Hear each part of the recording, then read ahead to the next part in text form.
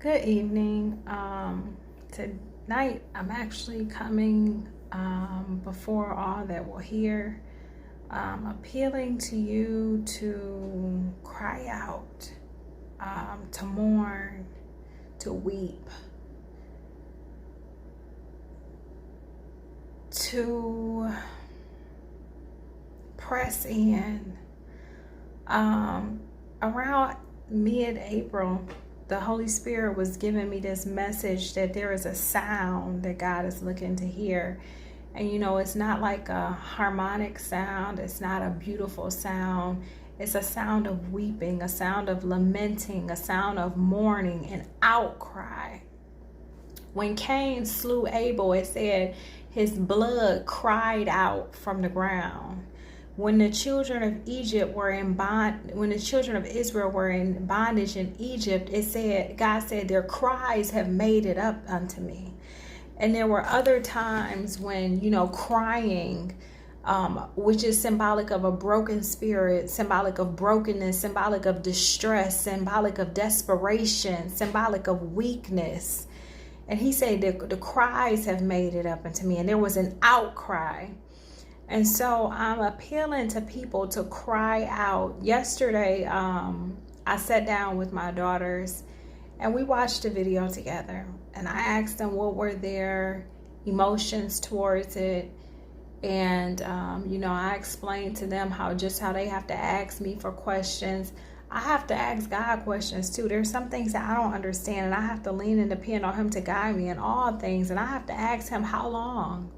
I have to highlight that you're a just God. So what does justice look like? I have to ask God questions. But as far as spiritual leaders, I do not think this is a time to continue with protocol and tradition as normal, which is gathering on Saturday, Sunday, whatever, a day of worship and giving a message.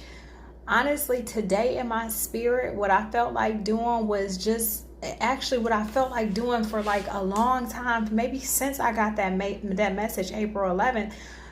I feel in my spirit we need to get together and cry out. We need a corporate lamentation, corporate grieving, corporate mourning, corporate broken spirit crying out to God as his children who are fully dependent on him to deliver us from evil, to give us a vision, to give us strategy, to give us instruction, to give us wisdom and understanding, to comfort us. I feel we need to come together and cry out together. We need to come together and mourn. And definitely in your household with your children, maybe as a community, but we need the true children of God. You see all these church buildings and stuff, but Jesus said, upon this rock I build my church. One church he's building, not a Baptist church, not a Pentecostal church, not a Seventh-day Adventist church, not a Latter-day Saints church. Upon this rock I build my church. And it's a group of people who are called out by him, who are set apart.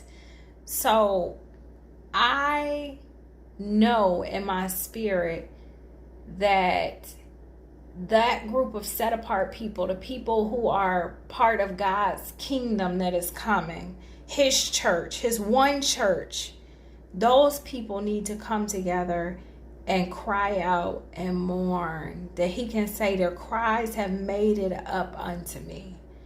Wherever we can assemble and gather, we need to just start gathering and mourning and crying out. People don't even know how to mourn anymore. He says, in weakness, my strength is perfected.